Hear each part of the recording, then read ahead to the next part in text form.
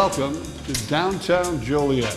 I'm Richard Fredrickson, and my good friend Sue Regis is here with us, and she is going to tell you the rest of the story of what happens in downtown Joliet in the wonderful world of art and artists and the Sue Regis Glass studio here that we are at. And, you know, let's get the address here. I'll put my glasses on, I'll do this. What is it? I don't think it's on there.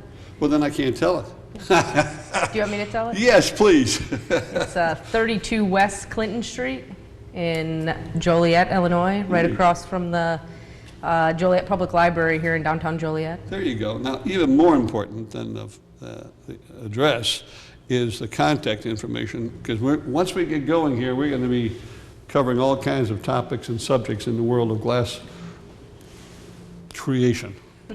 Okay? Mm-hmm. Your website? It's www.regisglassart.com. My phone number is 815-651-6658, and my email is regisglassart@hotmail.com. Absolutely correct. Well, Sue, we exchanged some emails, and I know the last time I talked to you, I think it was on the radio, two years ago. We did a Zoom thing. And the Zoom thing, yeah. Was it last year? Yes, I can't remember. It was May of Time goes 2020. by. Yeah. We were in the thick of the COVID. But then you revealed to me, I wasn't aware of what you were doing with cremains. And I think it's such a neat, unique, phenomenal, wonderful thing that you have begun, what, 2 years ago, 3 years ago? Oh, I've been doing cremains work for Really? 10, 12 years. Really? It's been the main part of the business since probably 2010, 11. Okay. Tell the folks what that is. I can take pet or human cremains and encase them in glass. So I could do like wearable jewelry, sun catchers or ornaments you can hang in the window. I can do these nice rubbing stones for people who don't necessarily want to wear something. But yeah, this has been the main part of my business for a good 10 years now, and I love being able to help people with the grieving process and being able to help them with something after a loved one or a pet dies. Yeah, and it is special, and there's probably some of you out there not aware of this, when you are going to be now. You can take a look at some of those cremains and a different variety, and you'll take a look at them right now. Yeah, okay, you see that? Now, I have such a great memory. I don't remember doing this back in May, but I know I asked you this question. We were over Zoom. I think we talked about Joliet Arts and different stuff. I don't know. Right. I don't think we talked about my memorial. Okay, well, good. You bailed me out on that one. I don't think we did, but it was a good interview, though. Let's start from the very beginning. You are a Joliet young lady, right? Sure, yeah. Born and raised here yeah, in Joliet, right? Mm-hmm. So, where did this artistic thing come in? Was it your family into art, or you've always, liked? I didn't know what I wanted to do. I was in high school, and I always struggled with school. I'm dyslexic, and I have a learning disability, so I was at Joliet Central, and my parents were on me about, they didn't want me to just go straight to working full time, so they really encouraged me, and I kind of didn't have a choice. I had to go take classes at Joliet Junior College, and I took a jewelry and metalsmithing class with a lady named Bev Deckman back in 1996, and I started doing like torch work, just really simple, soft glass, doing beads on rods, and it just kind of grew from there. And eventually I got my own equipment, and I worked out of my parents' basement. And then I was in Chicago working with the glass blower in the late 90s, and then I was in West Virginia and Virginia in the early 2000s working with glass blowers, and I moved back here and did glass work out of my parents' basement, and then I was at Friends of Community Public Art on Ottawa Street. Sure. That's the short and quick version of it all. Interesting. I don't remember you, maybe you did, but what was the experience like in West Virginia? That's an interesting place to go. I was at it's a state-run art center called the Tamarack, and I worked with a guy, a glass blower there, And I was there for like a couple months, and then he had like horrible health problems. I think I don't know, something happened, and then Yeah. that ended. But back, in 20 years ago, the internet isn't, what it is now. You guys know that. So Right, back then, yeah. it was just kind of like you made phone calls and, well, I hear this guy's doing this with Glass, or this girl's doing this, Yeah. and or you call somebody and then they tell you to call somebody else, and this guy was, willing to take me on kind of as a apprenticeship a little bit, and I did learn some stuff from him, so I don't regret it, and I have a lot of good friends still. Did you learn how to play the banjo or anything while you were there at all? Great. I've got friends in West Virginia too. It's kind of now you won't like this. I know you'll be embarrassed by it, but it's really an honor and a pleasure to come in here and visit with you and talk with you, because there's a lot of things going on with this person here, and she is outreaching all the time. And now really working with you mentioned that group that I think you had something to do with that tent and the artists when we first opened up the old prison, the first year. And it was the burnt what? The Burnt District Artist. The Burnt District Artists. And that kind of transitioned into what is today's organization called? The Art Movement Inc. Yeah. The Art Movement Inc. was actually before the Burnt District Artist. It was all it was a few months before. I founded the Art Movement Inc. in December of 2017, I think we started it. So the Burnt District was March or Yeah. April of 2018. Yeah. It's kind of when we formed and Right, did all that. right. Did that work out well? I mean, people had it, as they were coming into the prison grounds, they had to come right by that tent. Yeah, no, we had great, at both of the break-ins, we had, a lot of interest, and people were just blown away by the artwork. I think even people that didn't necessarily know they were, into art, they saw this artwork that was made out of this, quote-unquote junk. Yeah. That was burnt up metal and burnt up wood and different things. They were just blown away by it. So yeah, we had a great response from people at both the The break-ins. artists transformed the junk into Junque. Fair Art, enough, yeah. right? Now, out of that group of artists, and this is something that a couple of you folks out there may not realize. Joliet has a lot of different perspectives and a lot of different reputations. It was years and years ago when we had one of the first, what I would call, successful art festivals in Joliet. When I don't know if you remember this or not, but we had a producer out of Evanston come down. Amy Amder. Yes. And she lined Chicago Street up with beautiful white tents, artists from all over the Midwest and Joliet and Will County. And it was a phenomenal success that first year. Second year, not so much. And then they kind of did away with it. I did it the second year. Yeah. Someday it'd be nice to have something like that again, because I'll call it the colony. I don't know where it's at, but the art colony of Joliet is vast. There are a lot of artists out there, and you probably know them all by name. Well, I know a lot of them. I'm Yeah. sure there's plenty of them that I don't know, though. Yeah. And you're working with this organization now. Anything planned for 2021 with the artists? You just caught me off guard on that one. Well, it's difficult with this pandemic. I think it is. It's difficult now. And I'm sure there's tons of things in the works, and art movement. We actually had a great year last year with a lot of things, and the Buckets of Beauty and the coloring event at Elder Brewing.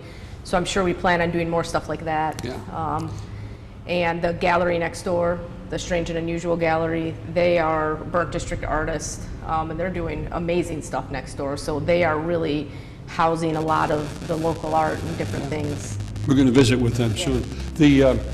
One of the things that you may not know, but it was, as of this video, confirmed that if they get all the T's crossed and dotted, there will be a community market Oh, awesome. throughout the month of June. And that'll be a great way for artists to be there. Yeah, It'll be at the definitely. Rialto or Van Buren Plaza parking lot place. Oh, that'd be awesome. Yeah, that is on schedule if all the permits and all that kind of stuff is taken care of. And it's a Latino group that's putting it on, and we're excited about that. And so obviously you'll be involved in that as Right. well. So why don't you right now show us some examples of what you do here.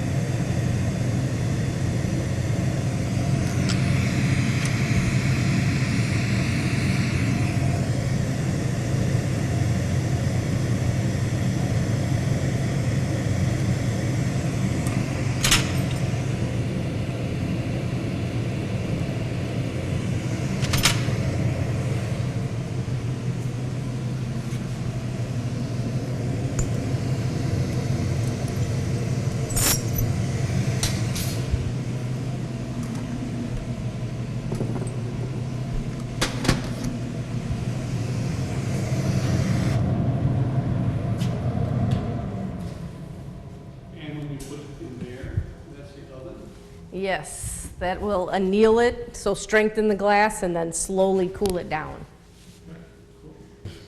So here's some glasses that I've created recently. I just did an event a couple weeks ago, so these are the glasses I have left from that event. I started doing the glasses a couple years ago. I learned from a friend of mine in St. Petersburg, Florida, Josh Pohl, who actually got into glass blowing and glass the same time I did at Joliet Junior College back in '96. So it was awesome to be able to work with him again. It made me think that it was 20 years ago.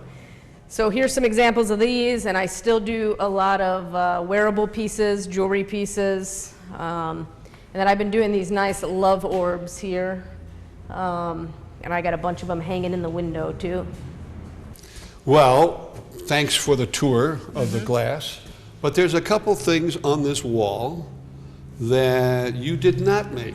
Well, in a way you did make it. What, pray tell, is this one? This is, I'm very proud of this. This is, I'm an Illinois maker, and it's through the state of Illinois, and the Heritage Corridor in Joliet nominated me a couple years ago, and I found out back in October that I got it, and I'm the first business in Joliet to be an Illinois maker, so that's very exciting. Congratulations. Thank you. Now we'll go back a little ways. We'll go over here, and there's another one here, something about Retail Business of the Year. What is that? This is through the City Center Partnership, and it was 2014, so it was a while ago, and I won Retail Business of the Year. And we really haven't had one for a variety of reasons, and I think coming up later this year, they'll have another one of those appreciation award awesome. events. We're waiting for all the masks to come off and all that kind of stuff. Okay.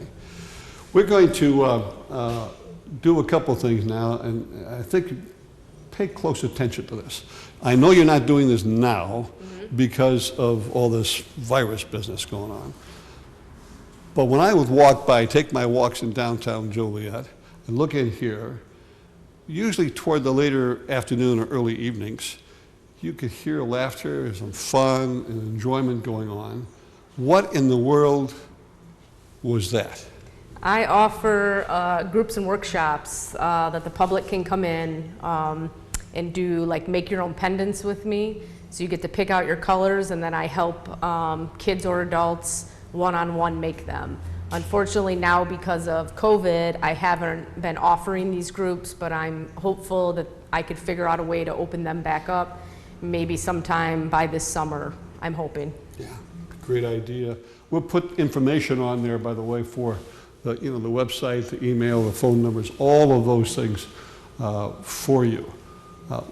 Why did you choose downtown Joliet? I grew up in Joliet. I went to grade school at St. Joe's Joliet, which is right up the street. I went to high school at Joliet Central. I was working out of the Friends of Community Public Art, and it just, to me, seemed like a right fit for what I was doing, and I love downtown Joliet, and I want to see it continue to succeed and get bigger and bigger and bigger down here. Yeah, there's a few open spaces here and there. A few. It'd be great for artists. No, definitely. To come in there. Yeah, there's more than a few, and in a perfect world, I would love if they were all filled with artists. And it could happen someday. I remember not too many years ago that Van Buren had studios.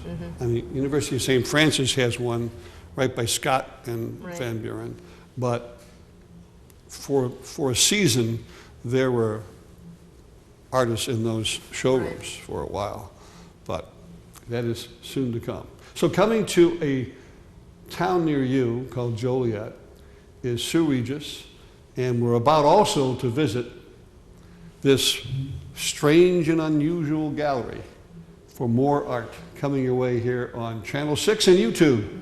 Thank you for watching. I'm Richard Fredrickson. Take care.